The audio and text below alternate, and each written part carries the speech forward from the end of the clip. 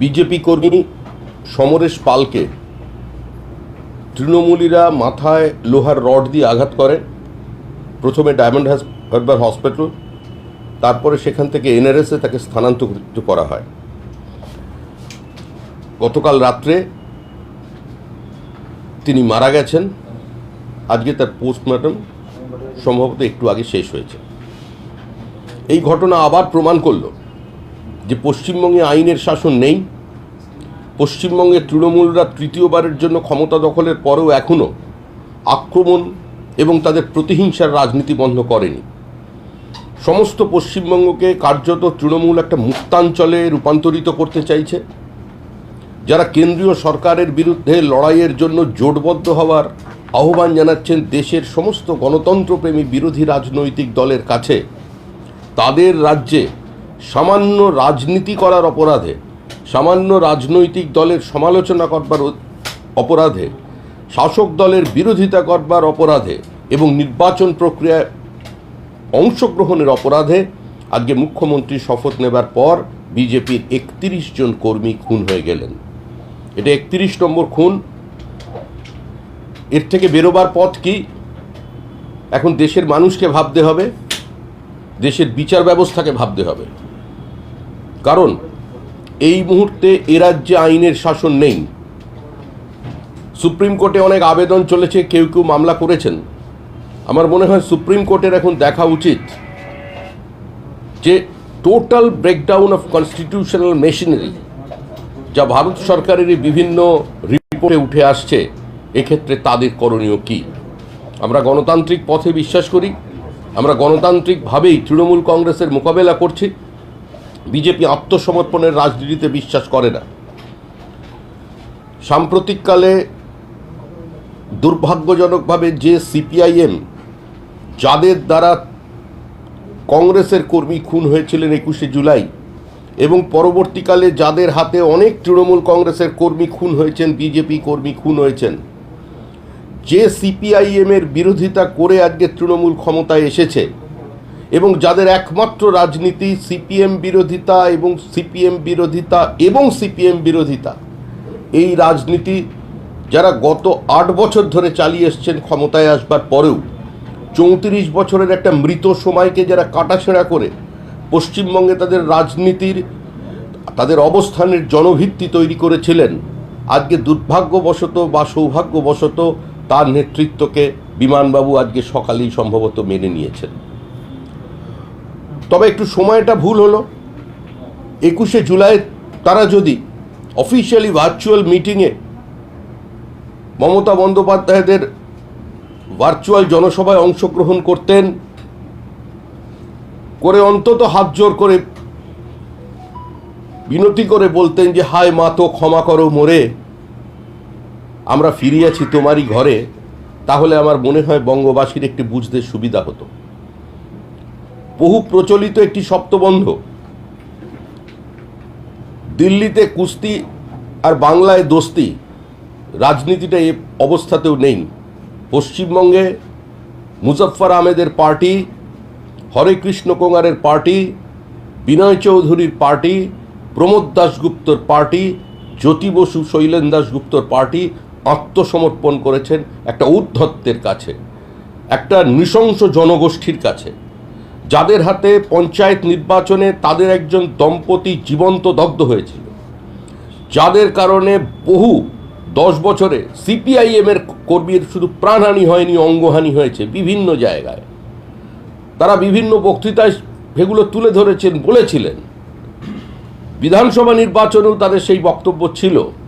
কিন্তু আজ পরিস্থিতির বাধ্যবাধকতায় বিধানসভায় সিপিআইএম শূন্য, লোকসভায় শূন্য হয়ে যাওয়ার কারণে হয়তো আগামী নির্বাচনে কোনো সংখ্যালঘু অধ্যুষিত অঞ্চল থেকে যাতে একটা প্রতিনিধিত্ব উঠে আসতে পারে, তার জন্য তারা আত্মসমর্পণ করলেন।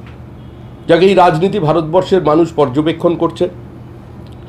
আজকে রাজ্যে মাননীয় মুখ্যমন্ত্রী তার দিল্লিতে যাবার আগে, তার এই নতুন অ্যাডভেঞ্চারিজমের আগে তিনি একটি ঐতিহাসিক ঘোষণা করে গেলেন। এই ঘোষণা কতটা বাস্তবসম্মত এই ঘোষণা কতটা আইন সাপেক্ষ এবং এই ঘোষণার মধ্যে দিয়ে যে শুধুমাত্রই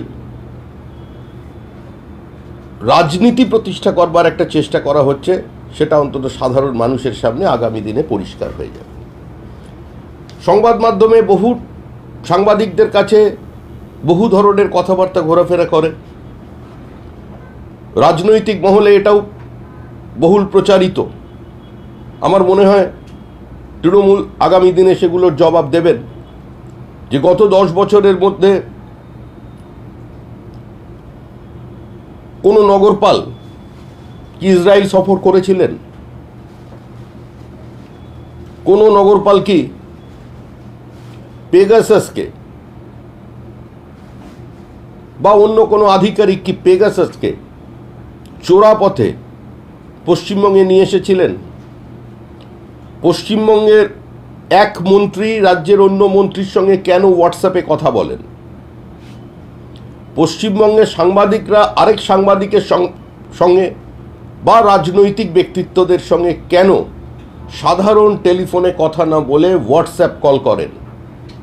এসটিএফের কাছে, সিআইডির কাছে কি এ ধরনের কোনো সফটওয়্যার আছে? রাজ্যের কোন কোন পুলিশ আধিকারিক এ ধরনের সফটওয়্যার যা হোয়াটসঅ্যাপকে ডেন্ট করতে পারে বা অন্য যে কোনো ইমেলকে ক্র্যাক করতে পারে, এটার জন্য কি দেশের বাইরের অন্য কোনো কোম্পানির সঙ্গে মিটিং করেছিলেন সেটা পাওয়ার জন্য? এই প্রশ্নগুলো স্বাভাবিকভাবেই মানুষের কাছে আসছে। আমাদের এখানে কল ইন্টারসেপ্ট করবার জন্য সরকারের নির্দিষ্ট আইন আছে। আইনটি কেন্দ্রের আইন। 1955 সালের যে টেলিগ্রাফ অ্যাক্ট, যে আইন আছে, সেই আইনের মধ্যে যদি এ ধরনের কোনো কাজ করতে হয় তাহলে রাজ্যের ক্ষেত্রেও সেখানে কিছু ক্ষমতা দেওয়া আছে। আজকে এত কিছুর পরেও যারা এই অভিযোগ করলেন, আমাদের প্রশ্ন তৃণমূল কংগ্রেস সরকারের ক্যাবিনেট সদস্যদের কাছে এবং রাজ্যের মুখ্যমন্ত্রীর কাছে, যে এই রাজ্যে মুকুল রায় তিনি অভিযোগ করেছিলেন যে তার ফোন ট্যাপ করা হচ্ছে। তিনি সংবাদ মাধ্যমের সামনে তার 3টে মোবাইল ফোন দেখিয়ে এবং 3টে সেলফোনের নাম্বার বলে তিনি বলেছিলেন এই 3টে সেলফোনকে ট্যাপ করা হচ্ছে আমার।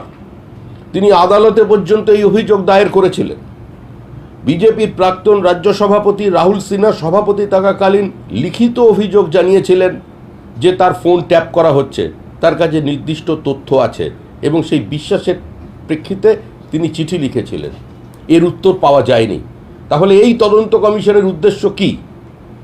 এই তদন্ত কমিশনের উদ্দেশ্য হচ্ছে পশ্চিমবঙ্গ সরকারের বিরুদ্ধে যে বারবার, বিশেষ কয়েকজন অফিসারের বিরুদ্ধে যে বারবার ট্যাপ করবার অভিযোগ উঠেছিল, ফোনে আড়ি পাতার অভিযোগ উঠেছিল, সেখান থেকে মানুষের দৃষ্টি সরানো, না পুরো বিষয়টাকে গুলিয়ে দেওয়া? যেভাবে এই কোভিড প্যান্ডেমিকের পারচেজের সময় 2,500 কোটি টাকার যে একটা গড়মিল দেখা দিয়েছিল বিভিন্ন জায়গায়, পরবর্তীকালে রাজ্যের মুখ্য সচিবকে দিয়ে তদন্ত করিয়ে জানিয়ে দেওয়া হলো সব ঠিক আছে, কোথাও কোনো সমস্যা নেই। তাহলে এটি কি সম্পূর্ণভাবেই ধামাচাপা দেওয়ার জন্য এই কমিটি তৈরি করা হয়েছে? এই কমিটি তৈরি করা কতটা যৌক্তিক? এটা তো স্বাভাবিকভাবেই একটা সুস্থ মানুষের কাছে একটা হাস্যকর বিষয় বলে মনে হচ্ছে। শুধুমাত্র রাজ্যের নিজেদের বিরুদ্ধে ওঠা অভিযোগের তীর অন্যদিকে ঘুরিয়ে দিতে এবং বাদল অধিবেশনে অস্থিরতা তৈরি করবার কারণে আজকে যে পরিস্থিতি রাজ্যের মুখ্যমন্ত্রী তৈরি করলেন বা তৃণমূল কংগ্রেস তৈরি করবার চেষ্টা করছে, সারা ভারতবর্ষে অপ্রাসঙ্গিক হয়ে যাওয়া কিছু রাজনৈতিক শক্তিকে নিয়ে পশ্চিমবঙ্গের রাজনীতি সচেতন মানুষ তার বিচার করবেন। পশ্চিমবঙ্গের ভবিষ্যৎ, বিজেপির ভবিষ্যৎ, বিজেপিকে বাদ দিয়ে পশ্চিমবঙ্গে কোনো রাজনীতি করা সম্ভব নয়। যে সিদ্ধান্তই নেবেন হয় তা আমাদের পক্ষে যাবে, না হলে তা আমাদের বিরুদ্ধে যাবে। বিজেপিকে অপ্রাসঙ্গিক করে আগামী দিনে পশ্চিমবঙ্গের রাজনীতি চলবে না। সাইনবোর্ড সর্বস্ব কংগ্রেস এবং একদম অস্তিত্ব সজাগ করে পশ্চিমবঙ্গের এক কোণে আলোর মতো জ্বলে থাকা অধীর রঞ্জন চৌধুরী তিনিও কার্যত আত্মসমর্পণ করেছেন এই রাজনীতির কাছে। আত্মসমর্পণ করেছেন ভারতের বামপন্থী দলগুলো, বিশেষ করে পশ্চিমবঙ্গে যারা দীর্ঘ 34 বছর নেতৃত্ব দিয়েছিলেন সেই সিপিআইএম। এই অবস্থার মধ্যে দিয়ে কার্যত পশ্চিমবঙ্গের বিরোধী শক্তি বিজেপি বিধানসভার ভিতরে এবং বিধানসভার বাইরে, পশ্চিমবঙ্গের মানুষ এবারে রায় দিয়েছেন। সেই রায় ঐতিহাসিক রায়। তৃতীয়বারের জন্য যেমন মুখ্যমন্ত্রী মমতা বন্দ্যোপাধ্যায় ক্ষমতায় এসেছেন, একই সঙ্গে মনে রাখতে হবে পশ্চিমবঙ্গের প্রায় 50 দশকের রাজনীতিতে সংগঠিত বিরোধী শক্তি হিসাবে এই প্রথম এই রাজ্যের মানুষ একটি দলকে বিরোধী দলের ভূমিকা পালন করবার অধিকার দিয়েছে। শেষ কংগ্রেস যখন এখানে ক্ষমতায় ছিল, তাদের বিরোধী যারা বামপন্থীরা ছিলেন তাদের মধ্যেও নির্দিষ্ট ঐক্যমত্য ছিল না মতাদর্শগত কারণে এবং বিভিন্ন ইস্যুতে। যতদিন এখানে সিপিআইএম রাজনীতি করেছে, সিপিআইএম তৃণমূল কংগ্রেস জন্ম হওয়ার আগেও শত বিরোধিতায় ভরা এবং এক নেতা অন্য নেতার বিরুদ্ধে বিবৃতি, বিভিন্ন সময় খুব গুরুত্বপূর্ণ ইস্যু প্রস্তাব আকারে আসবার আগেই ইস্যুটাকে বিধানসভায় তোলার দিনই বিশেষ সময় বুঝে বিধানসভার মধ্যে বোমাবাজি, বিধানসভা প্রাঙ্গণে কখনো রাজ্যপালকে শারীরিকভাবে নিগ্রহ করে অ্যাটেনশনকে দূরে সরিয়ে দিয়ে কংগ্রেস পরোক্ষভাবে সিপিআইএমকে পশ্চিমবঙ্গের ক্ষমতায় টিকিয়ে রেখেছে। পরবর্তীকালে তৃণমূল আসার পরেও পশ্চিমবঙ্গে কংগ্রেস এবং তৃণমূল কংগ্রেস বিরোধী হিসেবে তারা ভাগাভাগি একটা অবস্থায় ছিল এবং তৃণমূলের প্রথম অবস্থাতেও তারা যে রাজনীতি পেয়েছে সেটা কংগ্রেস এবং বামপন্থীদের আলাদা। আজকে এই মুহূর্তে বিজেপি বিধানসভার মধ্যে একমাত্র শক্তি এবং বিবৃতি সর্বস্ব। কংগ্রেস এবং সিপিআইএম কার্যত বিধানসভায় প্রতিনিধিত্ব নেই এবং এখন তারা সরাসরি তৃণমূলের কাছে আত্মসমর্পণ করেছেন। পশ্চিমবঙ্গের যে বামপন্থী বন্ধুরা নো ভোট টু বিজেপি প্রচার চালিয়েছিলেন, যে বামপন্থী বন্ধুরা সেই দুনিয়া কাঁপানো 10 দিন বুকে চেপে রেখেও সিপিএম হারবে জেনেও তাকে ভোট দিয়েছিলেন, বিগত নির্বাচনে তৃণমূলের বিরোধিতা করেছিলেন, এবার তাদের নতুন করে ভাববার সময় এসেছে। হায়ার সেকেন্ডারি পরীক্ষা নিয়ে রাজ্য সরকার আরেকটি পরাকাষ্ঠা তৈরি করলেন। দিকে দিকে বিক্ষোভ, কোথাও কম নম্বরের কারণে, কোথাও বা কাউন্সিলের সঙ্গে স্কুলের যোগাযোগের অভাবে বিভিন্ন জায়গায় বিক্ষোভ হচ্ছে। এই বিক্ষোভ বিজেপি তৈরি করেনি, এই বিক্ষোভ কোনো চক্রান্তর মধ্য দিয়ে তৈরি হচ্ছে না। স্বতঃস্ফূর্তভাবে ছাত্রছাত্রীরা বিক্ষোভ দেখাচ্ছেন। আজকে রাস্তায় নেমে যদি কোনো উচ্চ মাধ্যমিক পড়ুয়ারা এভাবে বিক্ষোভ দেখান এবং সেই বিক্ষোভ বা সেই রোষকে যদি সরকার বা সরকারের শিক্ষামন্ত্রক প্রতিহত করতে না পারে, প্রশমিত না করতে পারে, তাহলে এটা অত্যন্ত দুর্ভাগ্যের। এই সরকার যেভাবে শিক্ষাক্ষেত্রে শিক্ষক নিয়োগের ক্ষেত্রে কোনো স্বচ্ছতা রাখতে পারেননি, এসব সরকারের নিয়োগ প্রক্রিয়া এবং প্রত্যেকটি পদক্ষেপের যেভাবে কোর্টের দরজায় গিয়ে আটকে গেছে, তাতে সরকারের উচিত তৃতীয়বারের জন্য তারা যে তৃণমূল সরকার গঠন করেছে এতে কোনো একটা বিশেষ মন্ত্রক তৈরি করে সেটা যদি হাইকোর্ট কেন্দ্রিক বিষয়গুলি দেখেন, কারণ প্রত্যেকটি সরকারি পদক্ষেপই কোর্টে চ্যালেঞ্জ হয়ে যাচ্ছে। এ ধরনের ব্যাড গভর্নেন্স আমার মনে হয় অতীতে কোনো সরকার চেষ্টা করেও দেখাতে পারেননি। আর সর্বশেষ উদাহরণ হলো উচ্চ মাধ্যমিক পরীক্ষা। এটা কোনো বিরোধীদের আন্দোলন নয়, এটা বিজেপির চক্রান্ত নয়, এটা গুজরাট থেকে কোনো বহিরাগত এসে করে দেননি। উত্তরপ্রদেশের কেউ খৈনি কিংবা পানপরা খেয়ে এই পশ্চিমবঙ্গের একদম বাঙালি ছাত্রছাত্রীদের উস্কে দেননি। তারা স্বাভাবিকভাবেই পশ্চিমবঙ্গের জলবায়ুতে বড় হয়ে রবীন্দ্রসঙ্গীত শুনে পড়ে নেতাজির কথা মনে রেখে তারা আজকে এখানে বিক্ষোভ করছেন। সরকার অবিলম্বে ব্যবস্থা গ্রহণ করুন যাতে এদের ভবিষ্যৎকে সুনিশ্চিত করা যায়। আর কি বা একটা করে দ্বিতীয় যে প্রথমটা হচ্ছে যে বিমান বসু বলেছেন যে সর্বভারতীয় ক্ষেত্রে তারা বিজেপির বিরুদ্ধে যে কোনো দলকে সমর্থন করবে। তারা কিন্তু বলেনি তৃণমূল কংগ্রেসকে সমর্থন করবে। সর্বভারতীয় ক্ষেত্রে? সর্বভারতীয় ক্ষেত্রে দল কোথায় আছে? বিমানবাবুদের রাজনীতি বিজেপি বিরোধিতার নামে পশ্চিমবঙ্গে টিকে থাকার রাজনীতি। কেরালা আছে তো। বিচ্ছিন্ন একটা দ্বীপপুঞ্জে রাজনীতি করে সেখানে কংগ্রেসের সঙ্গে লড়াই করে, বাইরে কংগ্রেসের সঙ্গে বন্ধুত্ব করে গাঁটছড়া এবং তার সঙ্গে ওই সেকুলার ভাইজানকে সঙ্গে নিয়ে তারা জোট করেছেন। তার উত্তর মানুষ দিয়ে দিয়েছেন। বিমানবাবু কি বলতে চাইছেন স্পষ্ট করেই তারা বলেছেন যে সর্বভারতীয় ক্ষেত্রে জোটে আমাদের কোনো বিরোধিতা নেই। যে কোনো ধরনের জোটকে বিজেপি স্বাগত জানাচ্ছে। 1952 সাল থেকে আমাদের যাত্রা শুরু হয়েছে। একটা সময় ছিল আমরা কংগ্রেস বিরোধী জোটে অংশগ্রহণ করেছি, একটা সময় ছিল যে আমরা জোটের নেতৃত্ব দিয়েছি। এখন আমাদের বিরুদ্ধাচারণ করে জোট তৈরি হচ্ছে। একটা সময় ছিল যখন বলা হতো কন্যাকুমারিকা থেকে কাশ্মীর পর্যন্ত প্রত্যেক জায়গায় যদি অফিস থেকে কংগ্রেসের আছে, কংগ্রেসকে বাদ দিয়ে ভারতবর্ষে অন্য কোনো দল ভারতবর্ষের সরকার পরিচালনা করবার জায়গায় পৌঁছবে না। এ ধরনের ঔদ্ধত্য না কারোর আছে, কংগ্রেসের পক্ষ থেকে বলা হয়েছে, না ক্ষমতা আছে। প্রত্যেকেই কয়েকটি রাজ্যের মধ্যে সীমাবদ্ধ।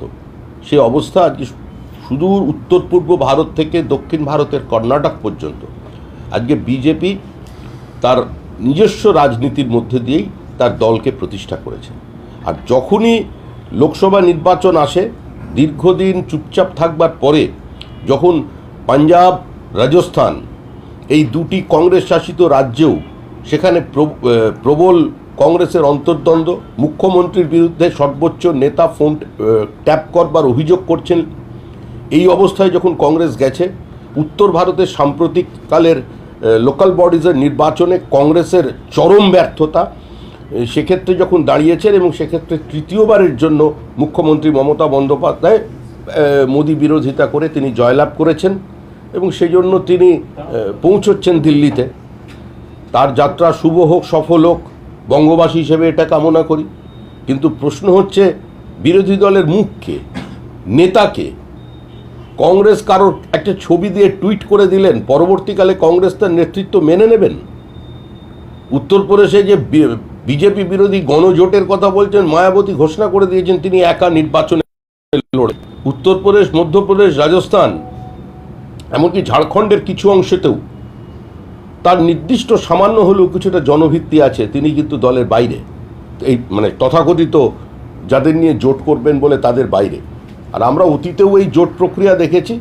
এ দেশের মানুষ কোয়ালিশন পলিটিক্স, একটা বাধ্যবাধকতার জোট তৈরি হয়েছিল এমার্জেন্সির বিরুদ্ধে, যারা পুরো ভারতবর্ষটাকে একটা জেলখানায় রূপান্তরিত করেছিল।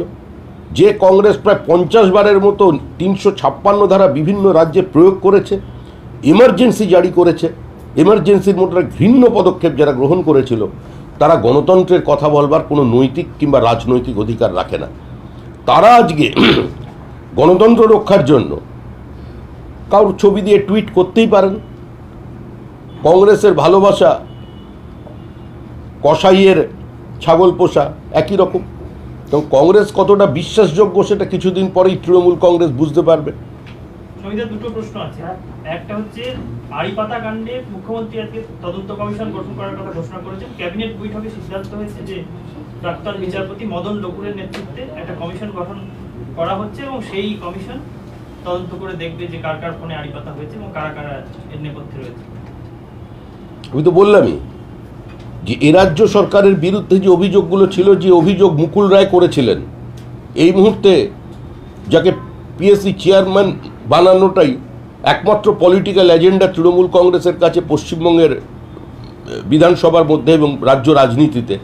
আজকে তিনি লিখিত অভিযোগ জানিয়েছিলেন এবং তিনি অভিযোগ করেছিলেন তৃণমূল ছাড়ার পরে যে পশ্চিমবঙ্গকে কার্যত পুলিশি রাজ চলছে, পশ্চিমবঙ্গ শাসন করছে, পুলিশের থানা থেকে পশ্চিমবঙ্গ শাসিত হচ্ছে এবং তিনি আদালত পর্যন্ত গিয়েছিলেন।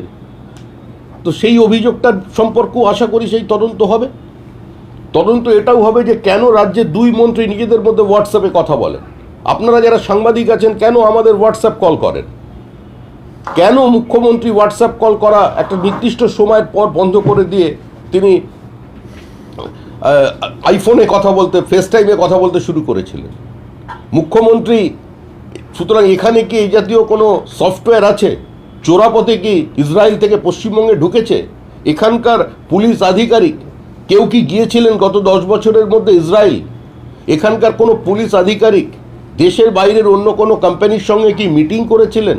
এগুলো তো সংবাদ মাধ্যম, রাজনৈতিক মহলে এই ধরনের প্রশ্ন ঘোরাফেরা করা আছে। কোন পুলিশ অফিসারের কথায় এবং কোন এসটিএফ এর কোন বিশেষজ্ঞের কথায়, পুলিশি বিশেষজ্ঞের কথায় মুখ্যমন্ত্রী তার ক্যামেরায় লিকোপাস লাগিয়ে দিয়েছেন? সেটার উপদেশ কে দিলেন? তাহলে তারাও কি এই সফটওয়্যারটার সম্পর্কে তাদের কিছু নির্দিষ্ট ধারণা আছে? এই প্রশ্নগুলো আমাদেরও সেখানে থাকলো। আর এত মানুষের যেখানে অভিযোগ, যেখানে পুলিশের উচ্চপদস্থ কর্তারাও যখন রাজনীতির বাইরে কোনো মানুষজন থাকেন কোনো সমস্যা নিয়ে, বা বিরোধী রাজনৈতিক দলের নেতাদের সঙ্গেও তারা হোয়াটসঅ্যাপ কিংবা ফেসটাইম ছাড়া কথা বলেন না, তার কারণ কি? এই ভয়টা কোথা থেকে আসছে? 2019কে যদি একটা ভিত্তিবর্ষ হিসেবে ধরা হয়, এ রাজ্যে 2014-15 সাল থেকেই স্বাভাবিক এখানে এই হোয়াটসঅ্যাপে কথা বলার কালচার তৈরি হয়েছে সাংবাদিকদের, রাজনৈতিক নেতাদের, সরকারি আমলা এবং মন্ত্রীদের। তো এগুলো কি তদন্ত আওতার মধ্যে থাকবে? না এইগুলো নিজেদের পুরনো কৃতকর্মকে সম্পূর্ণ ঢেকে দেওয়ার জন্য এই তথ্য চলবে? নদিয়া জেলার বিজেপির এক সভাপতি এবং রাজ্যের আমাদের বিজেপির একজন দায়িত্বপ্রাপ্ত আধিকারিক, মানে বিজেপি কর্মী, দুজনের পঞ্চায়েত নির্বাচনের পর একটা অডিও টেপ ভাইরাল হয়েছিল। সেটা বিভিন্ন সংবাদ মাধ্যম সেটাকে ক্যারি করেছে। আমাদের তারা প্রশ্ন করেছিলেন এটাকে কারা এটাকে রেকর্ড করেছিল। সুতরাং এই যে প্রক্রিয়াগুলো এ রাজ্যে চলেছে সেগুলোর মতোই, যেভাবে ওই 2,500 কোটি টাকার পারচেজের দুর্নীতি নিয়ে, অস্বচ্ছতা নিয়ে, অনিয়ম নিয়ে একটা তদন্ত আলাপন বন্দ্যোপাধ্যায়ের নেতৃত্বে হয়ে পরে সব বলে দেওয়া হলো সব ঠিকঠাক হয়েছে, এটারও কি উদ্দেশ্য সেটাই? এগুলো বিরোধী দল হিসেবে আমাদের কাছে প্রশ্ন। আমাদের মনে হয় এটি অযৌক্তিক, এটা দেশের আইনের সঙ্গে সামঞ্জস্যপূর্ণ নয়। আমাদের রাজ্যের যিনি মুখ্যমন্ত্রী, তিনি একাধিকবার ভারতের ক্যাবিনেটের মন্ত্রী ছিলেন, সদস্য ছিলেন। তিনি ভারত সরকারের অত্যন্ত গুরুত্বপূর্ণ দায়িত্বে ছিলেন। তার কাছে এগুলো স্পষ্টতই জানা আছে যে আমাদের দেশে যদি ট্র্যাক করতেই হয় কোনো কিছুকে, তার জন্য সরকারের নির্দিষ্ট আইন আছে এবং এই আইনটা কেন্দ্রীয় সরকারের আইন। এই আইনের আওতায় রাজ্যের হোম মিনিস্ট্রিকে, রাজ্যের গৃহমন্ত্রককেও কিছু নির্দিষ্ট অধিকার দেওয়া আছে এবং সমন্বয়ের মধ্যে দিয়েই এখানে এ ধরনের ট্র্যাক করা হয় বিশেষ বিশেষ ক্ষেত্রে। সুতরাং যে আইন ভারতের সরকারের কাছে আছে, সরকার এ ধরনের সফটওয়্যার কেন ব্যবহার করবে? আর সর্বোপরি যার কোনো প্রমাণ নেই, যার কোনো ভিত্তি নেই, যার অন্য কোনো তথ্য নেই, এবং যারা এটাকে এই নিউজটাকে ট্র্যাক করেছে তারাও বলেছে আমাদের কাছে কোনো নির্দিষ্ট তথ্য নেই বা কোনো অভিযোগ আমরা প্রমাণ করতে পারবো না। সুতরাং একটা অভিযোগের ভিত্তিতে আজকে পার্লামেন্টকে অচল করে দেওয়ার, সেখানে অস্থিরতা তৈরি করবার চেষ্টা করা হচ্ছে। যে রাজ্যে কৃষকরা ন্যূনতম সহায়ক মূল্য পায় না, তারা গিয়ে বলছেন যে সহায়ক মূল্যের দাবিতে কেন্দ্র সরকারকে আলোচনায় আসতে হবে। আরেকটা প্রশ্ন, সেটা হচ্ছে আজকে তৃণমূলের তরফ থেকে একটা বড় ঘোষণা হয়েছে, রাজ্যের বিভিন্ন প্রকল্পের সুবিধা যেটা এই রাজ্যের মানুষ পাচ্ছেন সেটা এবার দেশের মানুষও পান, তার জন্য দরকার দিদির সরকার।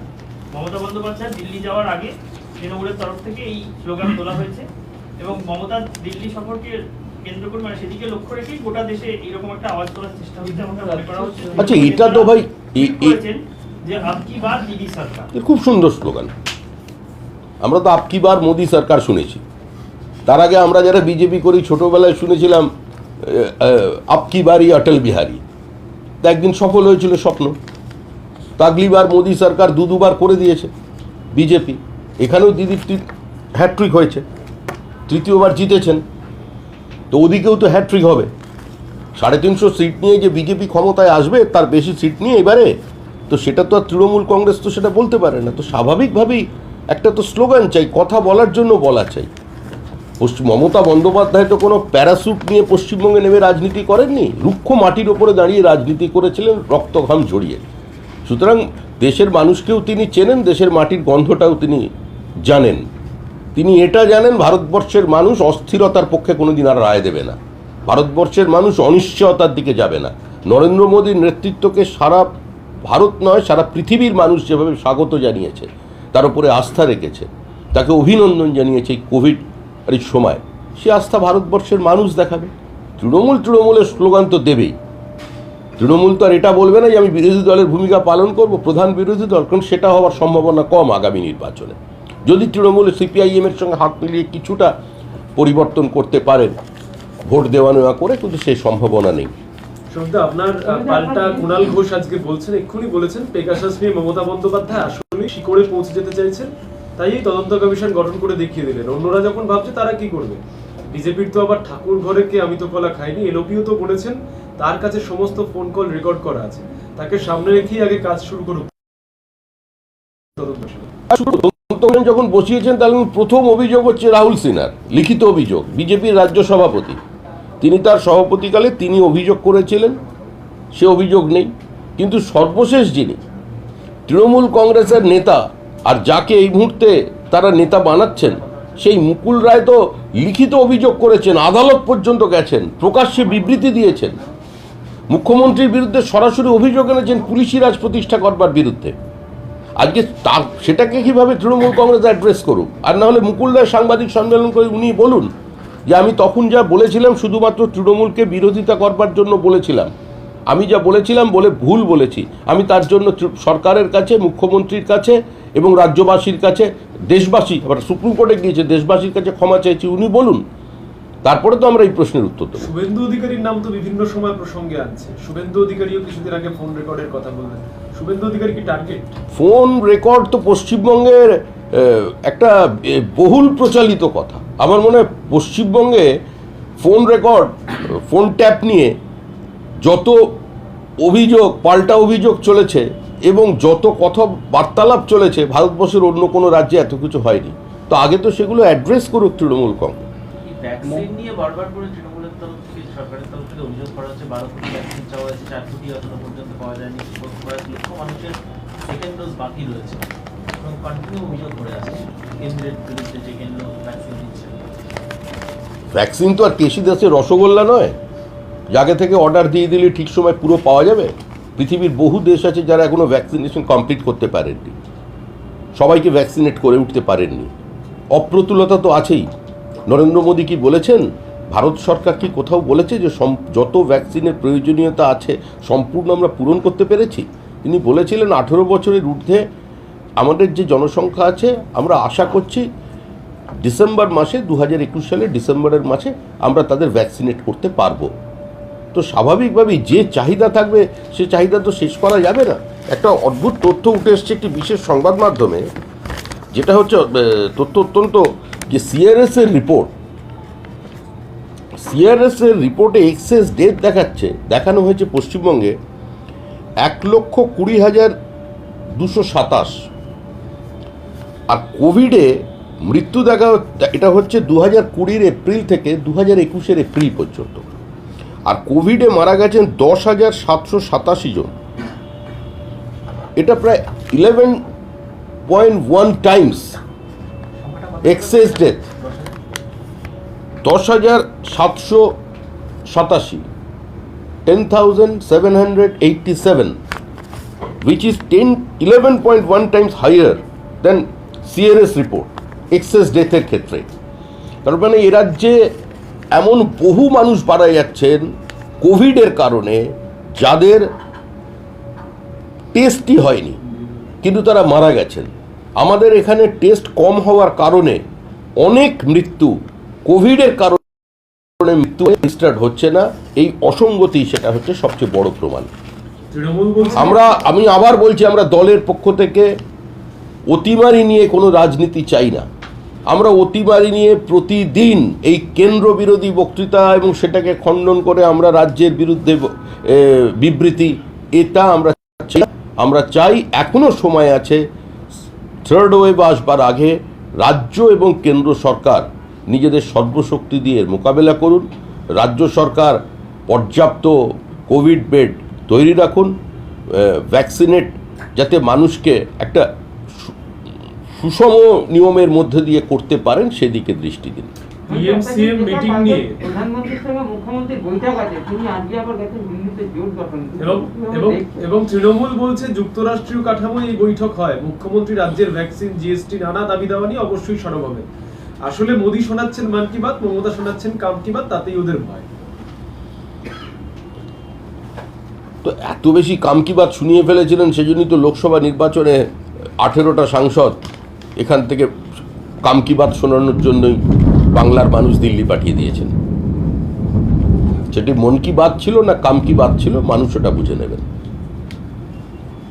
আর একটা প্রশ্ন, যে এই যে দিল্লি সফরে যাচ্ছেন মমতা, তার আগেই এই কমিটি গঠন পেগাসাস নিয়ে, এবং অন্যদিকে যে সময় বিরোধীদের নিয়ে তিনি একজোট করতে চাইছেন, সে সময় হঠাৎ করে তৃণমূলের বিভিন্ন রাজ্যের তৃণমূল কংগ্রেস তারা হঠাৎ করে প্রকাশ্যে আসছে, তারা সারা দেশে মমতার সরকার চাইছেন।